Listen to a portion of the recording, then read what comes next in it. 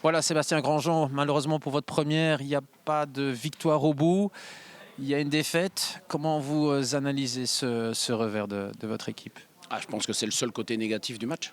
C'est cette défaite. Après, on a essayé de jouer, on a essayé de se créer des occasions et on l'a fait. On l'a véritablement fait. Donc dans la possession, on a 58% de possession. À Dender, je pense que c'est déjà une performance. Après, on a installé un processus de jeu, un jeu différent, un jeu totalement différent de ce qui existait. Et les garçons, je pense qu'ils ont super bien répondu à l'attente par rapport à l'adhésion à ce nouveau football. Ils viennent d'un football un petit peu beaucoup plus attentiste que le mien. Moi, je veux un football beaucoup plus offensif, un football dominant. Et fatalement, ça ne se fait pas en une semaine. Mais honnêtement, en une semaine, arriver à faire ça ici à Dender face à une très très bonne équipe de Dender, qui est une des équipes les plus régulières du championnat, je trouve que c'est déjà vraiment une performance. Parce que si on était revenu à 2-1 à 30 minutes de la fin, j'aurais bien voulu voir ce qui se passait.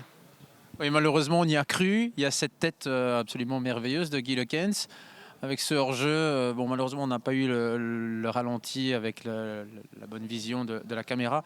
Mais c'est vraiment dommage. Ça aurait pu vraiment être le tournant de la partie.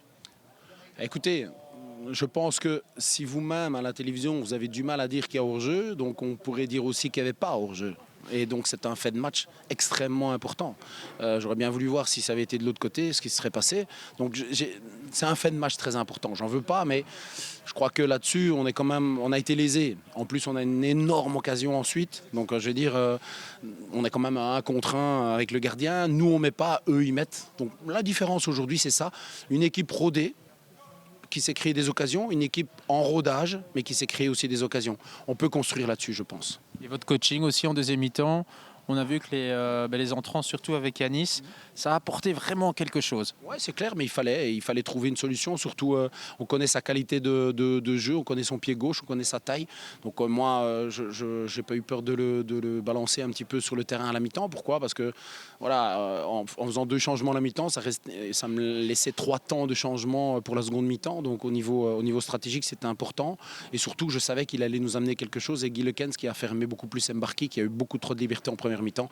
Et je pense que ça aussi, il fallait le faire. J'ai pas voulu le faire plus tôt parce que voilà, je viens d'arriver. Il faut aussi établir cette connexion avec mes joueurs. C'est aussi très important. Et je veux pas être trop dur, mais j'ai pas hésité à la mi-temps parce qu'il le fallait pour le bien de l'équipe. C'est encourageant en tout cas. Il faut aussi attendre le retour des routiniers, hein, Chevalier, il y a Timon, Vandenrich. Quand ces trois-là vont revenir, je pense qu'il y a moyen quand même d'être optimiste pour la suite. Moi, je suis très optimiste, je suis réaliste, mais très optimiste parce que je sais qu'il y a, comme je vous l'ai dit et répété, c'est l'adhésion. L'adhésion est très très bonne. Je le sens, je le vois et ça s'est vu sur le terrain. Comme je répète, en 9 jours, arriver à jouer comme ça à Dender, c'est déjà très très très très bien.